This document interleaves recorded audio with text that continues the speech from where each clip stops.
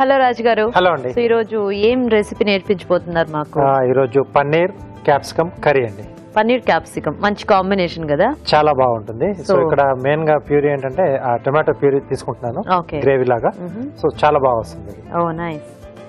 Okay, మరి paneer capsicum curry కావాల్సిన పదార్థాలు ఏంటో చూద్దాం. పన్నీర్ క్యాప్సికమ్ కర్రీ తయారు చేయడానికి కావాల్సిన పదార్థాలు: పన్నీర్ ముక్కలు 1 కప్పు, గ్రీన్ క్యాప్సికమ్ ముక్కలు 1/2 కప్పు, ఎల్లో క్యాప్సికమ్ ముక్కలు 1/2 కప్పు, రెడ్ క్యాప్సికమ్ ముక్కలు 1/2 కప్పు, తరిగిన ఉల్లిపాయ 1, తరిగిన పచ్చిమిరపకాయలు 2, అల్లం వెల్లుల్లి పేస్ట్ 1 టీ స్పూన్, ఉప్పు తగినంత, కారం తగినంత, పసుపు చిటికెడు, ధనియాల పొడి 1 teaspoon, garam masala 1 teaspoon, కొత్తిమీర కొద్దిగా, నూనె 3 టేబుల్ స్పూన్లు, టొమాటో పేస్ట్ 1 కప్పు. ఓకే అండి, మరి కావాల్సిన పదార్థాలన్నీ చూసారు కదా రాజు గారు, మొదలు పెడదామా? ఓకేనండి. మంచి క్యాప్సికమ్ అయితే 3 రంగులు తీసుకున్నారు. సో ఇక్కడ అంటే కంపల్సరీ అని ఏం కాదండి, దొరికితే ఇక్కడ దొరికితే 3 రంగులు వాడితే మనకు లుక్ బాగుంటుంది. యా, అంటే కొంచెం ఏమైనా స్పెషల్ అకేషన్స్ అయితే ఇలా మనం ఇలా చేస్తే బాగుంటుంది. అంటే వచ్చిన గెస్ట్లు కూడా కొంచెం వాళ్ళు కూడా అట్రాక్ట్ అవుతారు కదా డిష్ కి. కొద్దిగా ఆయిల్ అండి. ఓకే. సో దీంట్లో ముందుగా ఉల్లిపాయ ముక్కలు,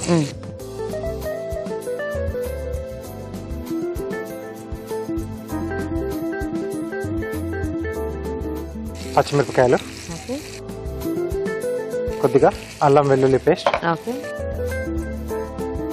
కొద్దిగా సాల్ట్ వేస్తున్నాను. సో దీంట్లో ఓన్లీ టొమాటో పేస్ట్ ఒకటేనా రాజు గారు? చాలండి. కావాల్సి అంటే మసాలా బేస్ లో కూడా తీసుకోవచ్చు. ప్లెయిన్ గా చేస్తున్నాను. నేను ప్లెయిన్ గా చేస్తున్నాను. Okay okay. మనకు కావాల్సిన మసాలా ఏదైనా మనం కొబ్బరి గసగసాలు కానీ లేదా కాజు పేస్ట్ కానీ సో ఏదైనా మనం యాడ్ చేసుకోవచ్చు. Okay okay. సో ఇది కొంచెం వేగుతూ ఉండగానే క్యాప్సికమ్ ముక్కలు, గ్రీన్ క్యాప్సికమ్, రెడ్ క్యాప్సికమ్, అలాగే ఎల్లో క్యాప్సికమ్. సో వీటితో పాటే సీజనింగ్ కూడా చేసుకుంటున్నాం. ఉప్పు, కారం, కొద్దిగా పసుపు అండి.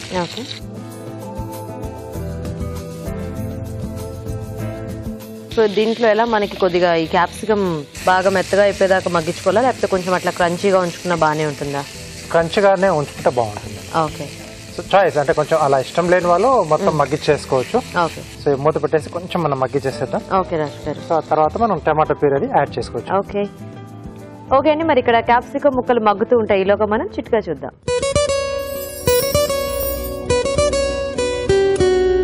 ఇప్పుడు మీకోసం మొదటి చిట్కా. అందరం కూడా వెయిట్ తగ్గించుకోవాలి, అధిక బరువు ఉండకూడదు, స్థూలకాయం ఉండకూడదు, స్లిమ్గా కనిపించాలి, ఆరోగ్యవంతంగా ఉండాలి అని కోరుకుంటూ ఉంటాము. ఇందులో తప్పేం లేదు. కాకపోతే జీవన శైలిలో కొద్ది జాగ్రత్తలు తీసుకుంటే మాత్రం డెఫినెట్గా మనం కోరుకున్న విధంగా ఉండొచ్చు. అంటే మితాహారం తీసుకోవాలి, పీచు పదార్థాలు ఎక్కువగా ఉన్న ఆహారం తీసుకుంటే మంచిది, అలాగే వ్యాయామం చేస్తూ ఉండాలి. వీటితో పాటు పల్చటి మజ్జిగలో కొద్దిగా తులసాకులు కలుపుకొని కనుక రోజుకు 2 సార్లు తీసుకుంటూ ఉన్నట్లయితే వెయిట్ అనేది కంట్రోల్లో ఉంటుంది. ఓకే, మరి చిట్కా చూసారు కదండి, చూద్దామా రాజు గారు? ఓకేనండి. క్యాప్సికమ్ స్మెల్ చాలా బాగా వస్తుంది. క్యాప్సికమ్ ఇంకా టొమాటో కాంబినేషన్ కూడా చాలా మంచి టేస్టీ కాంబినేషన్ కదా. సింపుల్ గా చేసుకున్నా చాలా బాగుంది, కూరలా చేసినా కూడా. సో దీంట్లో టమాటో ప్యూరీ అండి. ఓకే.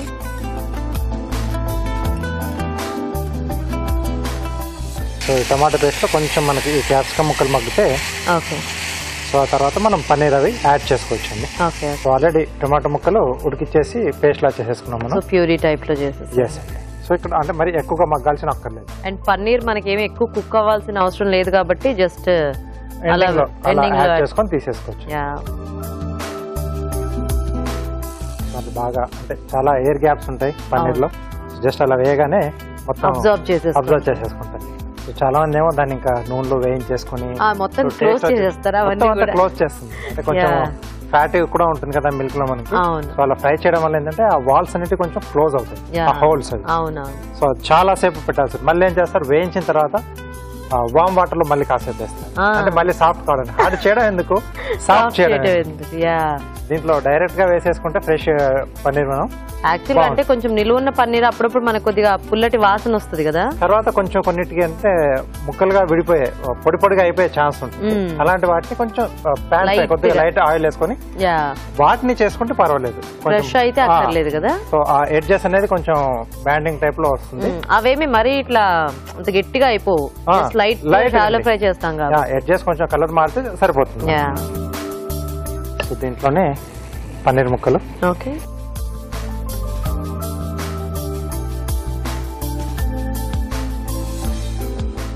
ధనియా పొడి, ఓకే, గరం మసాలా,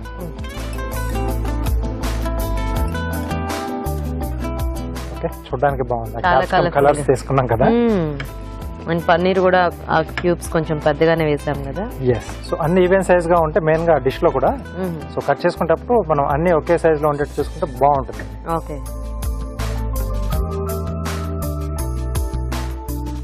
ఫైనల్ గా కొత్తిమీర.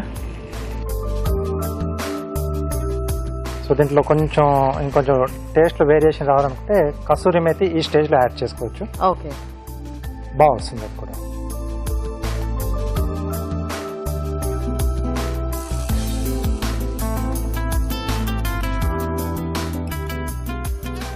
Okay, paneer capsicum curry ready. Okay అండి, మరి paneer capsicum curry ready. Taste చేసే ముందు తయారీ విధానం ఇంకోసారి చూద్దాం. పన్నీర్ క్యాప్సికమ్ కర్రీ తయారు చేసే విధానం: ఒక పాన్ లో నూనె వేసి ఉల్లిపాయ ముక్కలు, తరిగిన పచ్చిమిరపకాయలు, అల్లం వెల్లుల్లి పేస్ట్ వేసి వేయించాలి. దీనిలో గ్రీన్ క్యాప్సికమ్ ముక్కలు, రెడ్ క్యాప్సికమ్ ముక్కలు, ఎల్లో క్యాప్సికమ్ ముక్కలు, ఉప్పు, కారం, పసుపు వేసి వేగనివ్వాలి. తర్వాత టొమాటో పేస్ట్ వేసి వేగాక పన్నీర్ ముక్కలు, ధనియాల పొడి, గరం మసాలా వేసి కొద్దిగా నీళ్లు పోసి ఉడకనివ్వాలి. ఆపై కొత్తిమీరతో గార్నిష్ చేసి సర్వ్ చేసుకుంటే paneer capsicum curry ready.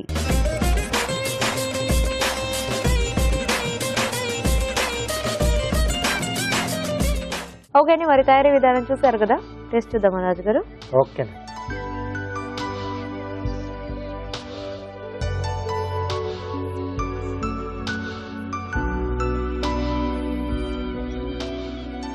Main గా క్యాప్సికమ్ ఫ్లేవర్ తెలుస్తుంది ఎక్కువ, టేస్ట్ బాగా తెలుస్తుంది అండ్ స్మెల్ కూడా మనకి ఆ క్యాప్సికమ్ ది బాగా తెలుస్తుంది. కొంచెం స్ట్రాంగ్ గానే ఉంటుంది కదండి ఆ ఫ్లేవర్ దాన్ని.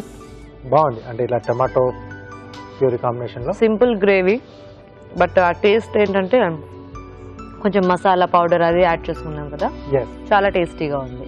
Thank you. సో చూసారు కదండి, చాలా టేస్టీగా ఉంది వంట, మీరు కూడా ట్రై చేయండి. ఇప్పుడు మీకోసం మొదటి చిట్కా. అందరం కూడా వెయిట్ తగ్గించుకోవాలి, అధిక బరువు ఉండకూడదు, స్థూలకాయం ఉండకూడదు, స్లిమ్గా కనిపించాలి, ఆరోగ్యవంతంగా ఉండాలి అని కోరుకుంటూ ఉంటాము. ఇందులో తప్పేం లేదు. కాకపోతే జీవన శైలిలో కొద్ది జాగ్రత్తలు తీసుకుంటే మాత్రం డెఫినెట్గా మనం కోరుకున్న విధంగా ఉండొచ్చు. అంటే మితాహారం తీసుకోవాలి, పీచు పదార్థాలు ఎక్కువగా ఉన్న ఆహారం తీసుకుంటే మంచిది, అలాగే వ్యాయామం చేస్తూ ఉండాలి. వీటితో పాటు పల్చటి మజ్జిగలో కొద్దిగా తులసాకులు కలుపుకొని కనుక రోజుకు 2 సార్లు తీసుకుంటూ ఉన్నట్లయితే వెయిట్ అనేది కంట్రోల్లో ఉంటుంది.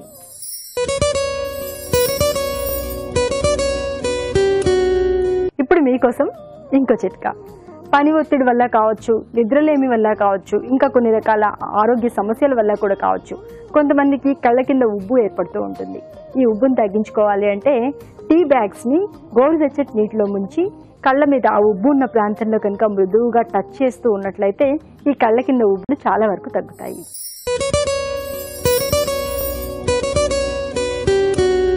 ఇప్పుడు మీకోసం ఇంకో చిట్కా. కొంతమందికి ఫోర్ హెడ్ మీద మొటిమలు ఎక్కువగా కనిపిస్తూ ఉంటాయి. ఇలాంటప్పుడు టమాటాని ముక్కలుగా కట్ చేసుకుని ఈ ముక్కల్ని ఫోర్ హెడ్ మీద కనుక ఉంచుకుని ఒక 5-10 నిమిషాల పాటు అలాగే ఉంచి దాని తర్వాత వాష్ చేసుకుంటూ ఉన్నట్లయితే మొటిమలు చాలా వరకు తగ్గుతాయి.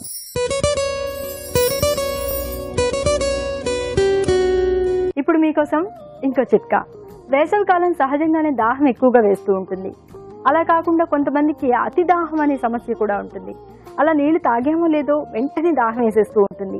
ఎన్ని నీళ్లు తాగినప్పటికీ దాహం ఒక పట్టాన తీరదు. ఇలాంటప్పుడు ఈ చిట్కా ఫాలో అవ్వండి.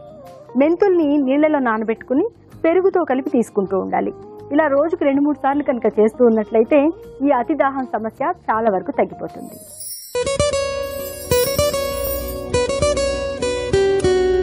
ఇప్పుడు మీకోసం ఇంకో చిట్కా. కమలా పండు అనేది మన ఆరోగ్యానికి చాలా రకాలుగా మేలు చేస్తుందనే విషయం మనకు తెలిసిందే కదా. ఇందులో సి విటమిన్ పుష్కలంగా ఉండడంతో మనలో రోగనిరోధక శక్తి పెంపొందింపజేస్తుంది, అలాగే రకరకాల ఇన్ఫెక్షన్స్ ని దూరం చేస్తుంది. ఇందులో పీచు పుష్కలంగా ఉండడంతో అది కూడా జీర్ణశక్తిని పెంపొందిస్తుంది. మరి ఇంతేనా అంటే కమల రసాన్ని సౌందర్య సాధనంగా కూడా వాడచ్చు. ఎలా అంటారా, కమలా పండు రసంలాగా చేసుకుని ముఖము మెడ అంతా అప్లై చేసుకుని ఒక 10 నిమిషాల తర్వాత వాష్ చేసుకుంటూ ఉన్నట్లయితే చర్మం ఆరోగ్యంగా కాంతివంతంగా ఉంటుంది.